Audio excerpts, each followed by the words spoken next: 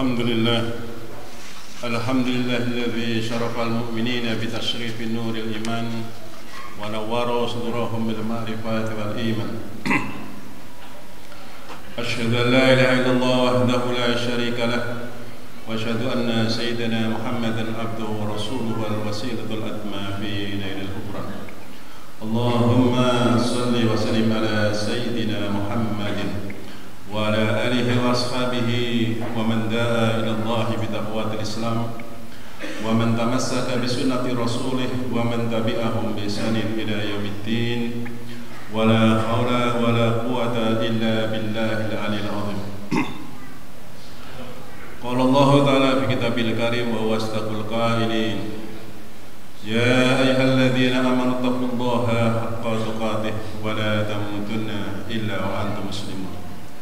وقال رسول الله صلى الله عليه وسلم: والذي نفسي بيده لتأمرون بالمعروف وتنهون عن المنكر أو ليوشكن الله يبعث عليكم عقابا من عنده ثم لا تدعونه فلا يستجيب لكم. صدق الله وصدق رسول الله صلى الله عليه وسلم. وبعد أوصيكم ونفسي بتقوى الله فقد فاز المتقون. Ahbab al-kiram rahimakumullah, sidang salat Jumat yang insyaallah mendapatkan kemuliaan dari Allah Subhanahu wa taala. Pertama-tama marilah kita senantiasa memanjatkan puji syukur kita kepada Allah Subhanahu wa taala. Karena dengan limpahan nikmat alhamdulillah syukurillah, hari ini kita masih diperpanjang umur kita, masih diberi kesempatan oleh Allah Subhanahu wa taala untuk memperbaiki keimanan dan ketakwaan kita padanya. Banyak saudara-saudara kita yang hari ini tidak sempat mendengarkan suara azan hari Jumat hari ini karena tiba-tiba dijemput oleh malaikat maut beberapa menit sebelum suara azan dikumandangkan. Ada yang di rumah sakit sudah menghabiskan hartanya, tapi tadi menjelang dikumandangkannya salat Jumat dijemput malaikat maut. Ada juga yang sedang berhasilnya dalam kehidupan, masih muda, dijemput tadi menjelang sholat Jumat di jalanan oleh malaikat maut. Kita masih diperpanjang umur kita, semata-mata Allah memperpanjang umur kita itu semata-mata hanya untuk beribadah, memperbaiki keimanan dan takwa kepadanya. Sholawat dan salam sampaikan uswah kita, teladan kita Nabi besar Muhammad sallallahu alaihi wasallam serta keluarganya, para sahabatnya, para pengikutnya, dan para pengemban risalahnya dan pelakti risalah. Khatib berwasiat pada diri khatib sendiri dan pada jamaah sekalian, marilah kita senantiasa meningkatkan keimanan dan ketakwaan kita kehadirat Allah Subhanahu wa taala dengan sebenar-benarnya iman, dengan sebenar-benarnya takwa, yaitu berusaha untuk mampu menjalankan perintahnya dan berusaha sekuat tenaga semampu mungkin untuk meninggalkan larangan-larangannya. Sebelum lebih jauh khatib menyampaikan materi khutbahnya, khatib mengingatkan bahwa sholat Jumat itu adalah pengganti sholat zuhur. 2 rakaat pertama digunakan untuk menyampaikan khutbah Jumat. Jadi khutbah Jumat itu bagian dari ibadah sholat Jumat. Jadi kalau ada di antara kita yang masih ngobrol, ada di antara kita yang masih bergurau atau bahkan berkomunikasi dengan orang luar di sana dengan alat komunikasi HP, maka sholatnya batal. Nanti setelah sholat Jumat, sholat zuhur lagi. Assalamualaikum. Kita telah memasuki tanggal 2 bulan Rabiul Tsani atau Rabiul Akhir. Bulan di mana pada bulan ini banyak peristiwa-peristiwa besar yang terjadi. Peperangan bersama Rasulullah dan sahabat itu banyak terjadi pada bulan Rabiul Tsani. Di antaranya adalah di dalam bulan ini diangkatnya Khalifah kedua Umar bin Khattab, seorang yang dalam kehidupannya sangat fenomenal. Umar bin Khattab yang demikian bencinya pada Islam, bencinya Umar bin Khattab, memusuhinya Umar bin Khattab terhadap Islam sama dengan sejumlah orang Quraisy memusuhi Islam. Tapi sebaliknya ketika Umar bin Khattab menjadi seorang muslim, berhadapannya orang-orang Quraisy dengan Umar bin Khattab itu sama dengan perimbangan kekuatan. Assalamualaikum. Suatu saat Umar bin Khattab di tengah jalan dengan mukanya yang garang, membawa pedang. Dia ketemu dengan Nu'aim bin Abdullah. Kemudian ditanya oleh Nu'aim bin Abdullah, "Wahai Umar, ila aina? Mau kemana engkau Umar?" Kata Umar, "Aku menuju suatu rumah di mana berkumpul di sana orang-orang durhaka yang mencaci maki Tuhannya, yang memecah belah umat. Akan aku bunuh semuanya." Itu adalah rumah Arkam bin Arkam, yang dimana ketika itu Rasulullah bersama dengan sahabatnya telah mengkaji Islam bersama-sama. Nu'aim kemudian menyampaikan kepada Umar, "Wahai Umar, sungguh buruk sekali apa yang engkau lakukan. Sungguh buruk sekali tindakanmu, wahai Umar." Umar yang tadinya mau berangkat ke rumahnya Arkam bin Arkam, seketika membalik menatap tajam kepada Nu'aim bin Abdullah. Kata Umar bin Khattab, "Saya curiga jangan-jangan kamu telah murtad dari agamanya, telah masuk agamanya Muhammad. Maka wahai Nu'aim, sebelum saya mendatangi mereka, akan saya mulai dari kamu sendiri." Ini ancaman Umar bin Khattab yang membawa pedang dan tidak main-main. Dan Nu'aim tahu benar bahwa ucapan Umar itu bukan ucapan yang main-main, pasti dilaksanakan. Maka Nu'aim kemudian mengalihkan pembicaraan, "Wahai Umar, kenapa engkau akan menuju ke sana sedangkan keluargamu sendiri sudah masuk Islam?" "Siapa?" "Adikmu Fatimah binti Khattab dan suaminya Sa'id bin Zaid. Mereka telah masuk Islam." Maka Umar bin Khattab membalik arahnya ke rumahnya Sa'id bin Zaid, ke rumah adiknya Fatimah binti Khattab. Diketuknya pintu rumah Sa'id bin Zaid dengan keras-keras. Kemudian yang ada di sana, yang ada di rumah itu adalah Sa'id bin Zaid dan istrinya Fatimah binti Khattab, dan yang satu lagi Khabbab bin Arad. Diketuknya pintu keras-keras oleh Umar, kemudian ditanya dari dalam, "Siapa di luar?" Umar menjawab, "Umar." Apa yang terjadi? Khabbab bin Arad langsung lari ketakutan bersembunyi.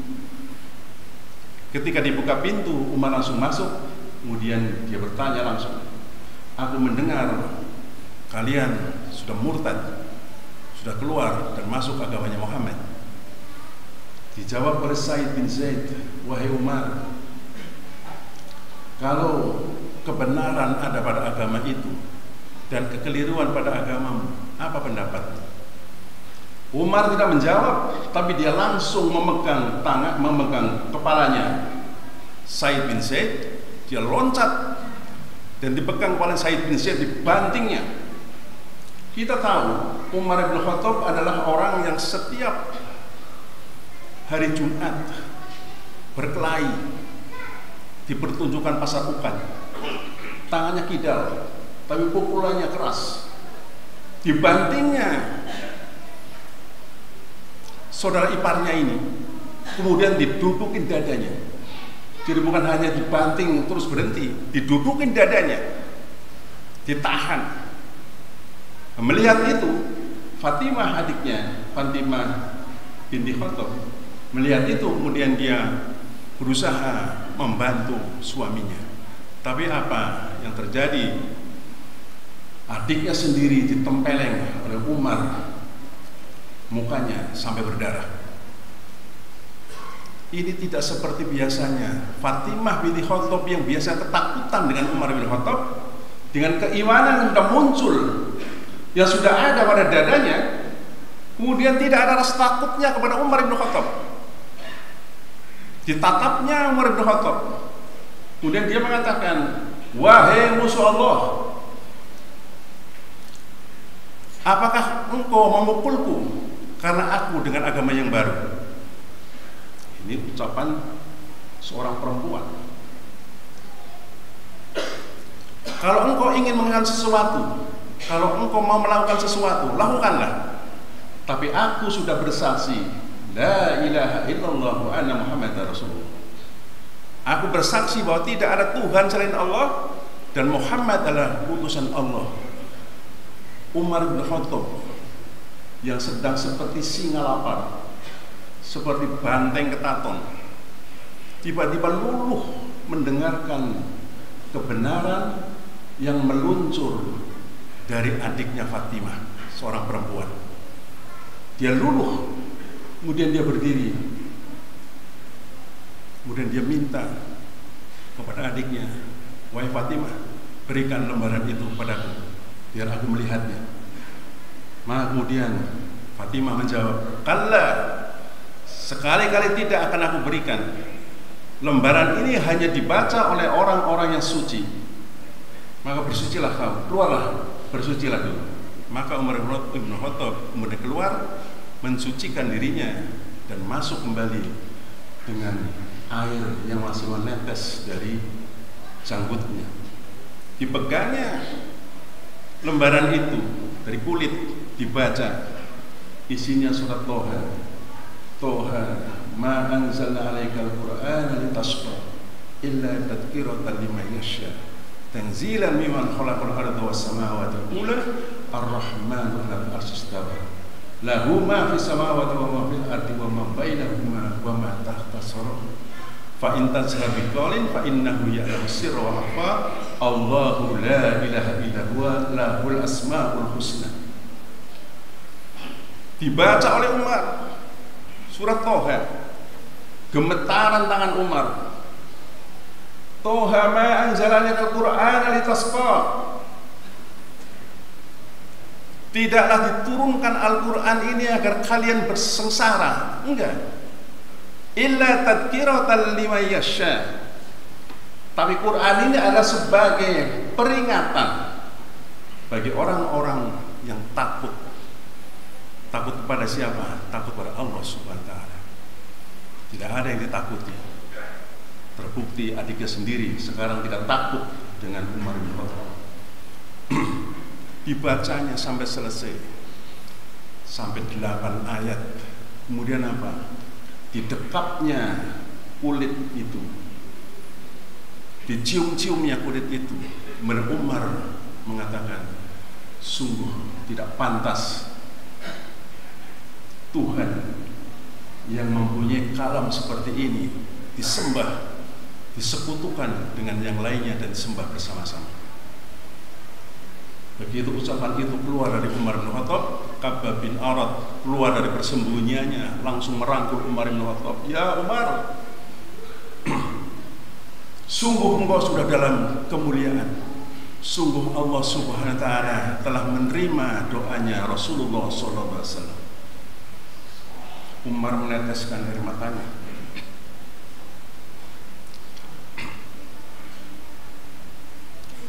Meneteskan air mata Umar. Kemudian dia minta, antarkan aku kepada Muhammad. Maka kemudian Umar bin Khattab berjalan mengarah ke rumahnya Arqam bin Arqam.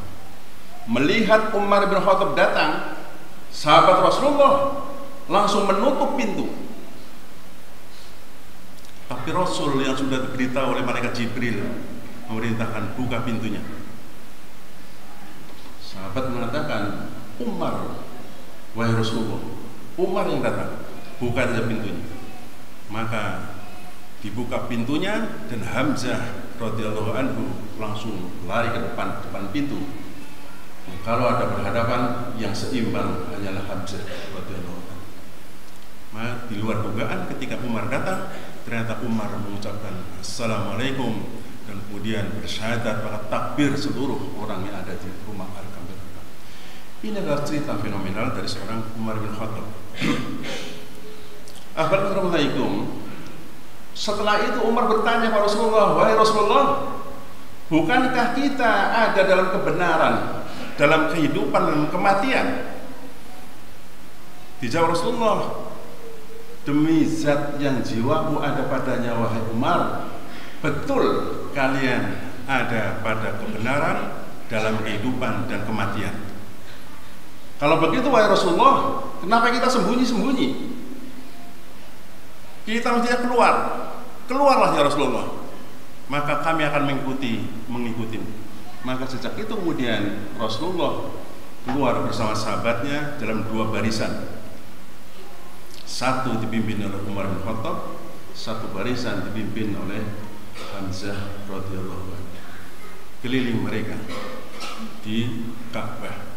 Barangkali inilah demonstrasi pertama oleh kaum muslimin waktu itu. Asyirah meyakinkan bahwa tidak ada Tuhan selain Allah, tidak ada Lata, Uzza, Manat dan sebagainya, kecuali Allah Subhanahu wa taala. Assalamualaikum. Pada bulan inilah, bulan Rabiul Tsani, Umar bin Khattab diangkat menjadi seorang khalifah menggantikan Abu Bakar. Ini atas wasiat dari Abu Bakar yang sudah dikompromikan dengan sahabat-sahabatnya. Maka dibaiat Umar bin Khattab atas wasiat dari Abu Bakar yang sudah dikompromikan, sudah didiskusikan dengan para sahabatnya. Jadi begitulah mengangkat seorang pemimpin dalam Islam itu demikian sederhananya. Bisa dengan melakukan intikhab atau pemilihan umum, melibatkan seluruh masyarakat. Intikhab, pemilihan umum. Jadi pemilihan umum bukan haram tapi mubah. Cuma nanti akibat dari pemilihan umum itu apa yang mau dilakukan itu, apa haram, apa wajib. Jadi yang pertama bisa dilakukan seorang pemimpin diambil dengan intikhab, dengan pemilihan umum. Atau yang kedua bisa dengan ahlul hali wal aqdi, orang-orang yang ahli agama dikumpulkan dan keputusannya mengikat, ahlul hali wal aqdi. Atau bahkan bisa dengan seorang syekhul Islam ditetapkan, bisa. Jadi sangat sederhana sekali dalam Islam, tidak memerlukan biaya yang demikian triliunan rupiah sehingga membutuhkan orang-orang yang ingin menguasai. Sederhana sekali dalam Islam memilih pemimpin. Maka agak mengherankan kalau kemarin viral seorang yang sangat pongah mengatakan, saya belajar Islam bukan di Timur Tengah, tapi saya belajar Islam di Amerika. Kemudian mengatakan sistem ini bukan sistem Allah, sistem ini sistem dari Romawi kuno. Masya Allah. Nah, itulah akibat orang yang belajar pada tempat yang keliru. Belajar Islam bukan di Amerika, bukan di Inggris, bukan di Perancis. Kalau belajar kimia, fisika, silahkan ke sana. Sana masih menjadi ikonnya. Tapi kalau belajar Islam, mestinya ke tempat yang sumbernya. Mesir, Sudan, Yaman, datang ke sana, bukan ke Amerika. Akibatnya seperti itu, tidak paham. Di dalam Islam, kenapa dikatakan dari sistem dari Allah? Itu karena as-sultan lil ummah. Sultan ini, penguasa ini diserahkan kepada umat untuk memilihnya, untuk menetapkannya. Tapi asyadah, kedaulatan itu ada di tangan syara. Asyadatul syar'i, syahadat tangan syara. Jadi seorang pemimpin semata-mata hanya untuk menjalankan perintah syara, itu yang dilakukan. Makanya ini dikatakan ini sistem Allah. Karena seorang pemimpin itu hanya menjalankan syarat, asyadatul syar'i. Assalamualaikum. Begitulah Umar bin Khattab memimpin dengan sangat adil. Kenapa dia adil? Karena dia menjalankan syariat Allah SWT. Suatu saat seorang Kipti dari Mesir melapor dia ke Madinah. Lapor ke Umar, Amirul Mukminin, sungguh aku mendapatkan perlakuan yang sangat tidak bijak. Ada apa? Saya diajak berbalapan kuda. Dalam balapan kuda itu aku menang. Tapi ketika aku turun dari kuda, aku dicambuk oleh orang yang kalah itu. Siapa dia? Dia adalah anak Amr bin As, gubernur Mesir. Maka Amr bin As dan anak itu panggil ke Madinah, kemudian ditanya, apakah orang ini yang mencambukmu? Betul wahai Amr ini. Sekarang cambuk dia dengan jumlah yang pernah kamu rasakan itu. Dicambuknya anaknya Amr bin As, anak seorang gubernur, di hadapan orang banyak.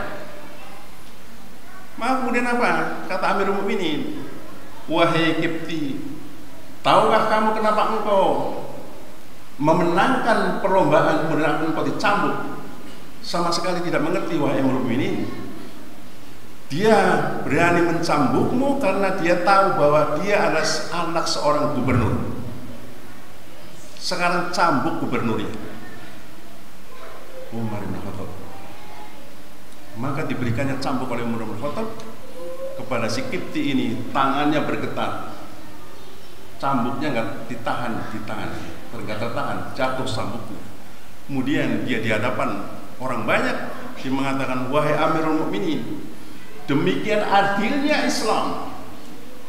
Maka dari itu wahai Amirul Mukminin, mulai saat ini saksikan aku bersyahadat la ilaha illallah Muhammad Rasulullah. Ini kenapa? Karena Umar bin Khattab menjalankan perintah-perintah Allah SWT. Orang yang memukul dipukul, orang membunuh dibunuh. Hasilnya adil. Malam yahkum bima anzalallahu fa ulaika humuz zalimun. Siapapun orang yang memutuskan suatu perkara tidak dengan atas dasar dari kitabullah, maka hasilnya akan zalim. Kita sedang menyaksikan sekarang ini seorang jenderal yang membunuh anak buahnya yang sedang diadili. Kita akan melihat nanti hasilnya, apakah dirasakan adil oleh keluarganya. Kalau tidak menggunakan hukum Islam, maka tidak akan bisa mendapatkan keadilan. Umar bin Khattab suatu saat kedatangan tamu dari Azerbaijan yang membawa hadiah makanan kurma kering dan sebagainya, dibawa Umar bin Khattab dari gubernur Azerbaijan. Sebelum diterima dia tanya, apakah orang-orang muslim di Azerbaijan itu makan makanan seperti ini? Kata Umar bin Khattab. Dijawab oleh utusan itu mengatakan, tidak wahai Amirul Mukminin, ini adalah makanan untuk para pembesar. Maka seketika Umar mengatakan, di mana untamu? Bawa ke sini. Unta dibawa mendekat, kemudian dinaikkan lagi barang-barang yang sudah dibawa kepada Umar. Kembalikan pada gubernurmu. Dan perintah dari Umar bin Khattab, jangan sekali-kali pejabat makan makanan seperti ini kalau orang-orang muslim di sana tidak menikmati makanan semacam ini. Ini Umar bin Khattab, seorang pemimpin, lapar lebih dahulu dan kenyangnya belakangan sebelum orang lain.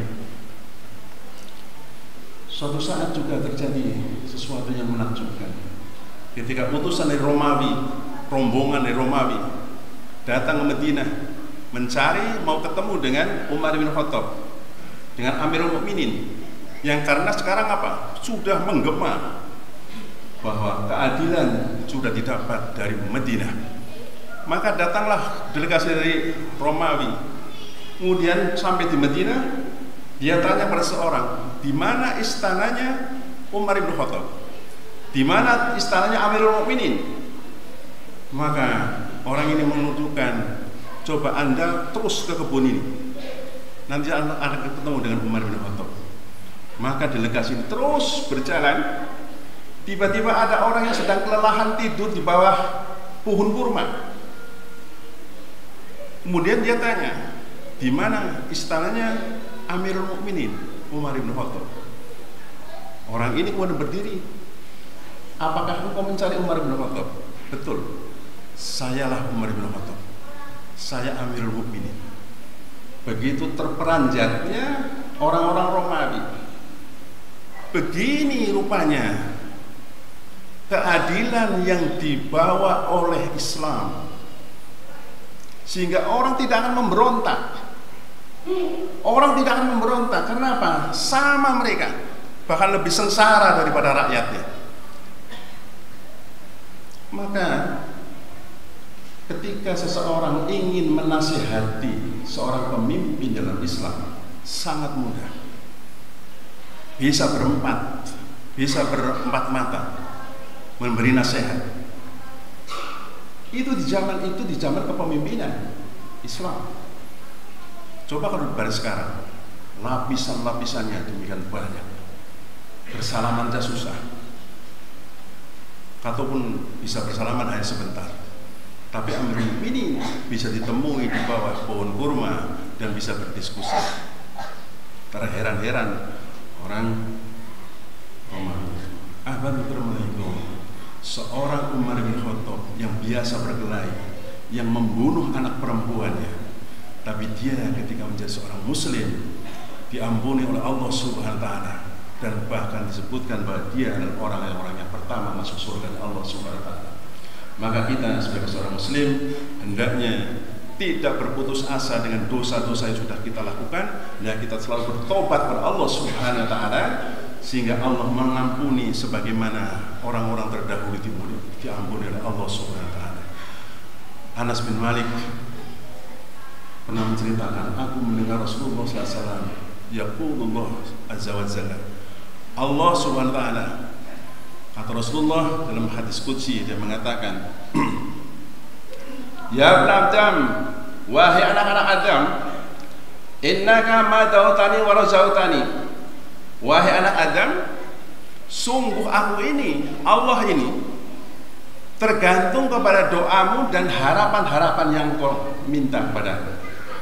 Ghafartu laka ala ma kana minka wala uballi. Wahai anak Adam, aku ampuni dosa-dosamu, apapun yang ada padamu aku ampuni, wala uballi, dan aku tidak peduli dengan dosamu itu. Ya ibn Adam, wa anak Adam, law balaghat dunubuka ala as-sama thumma astaghfartani ghafartu laka.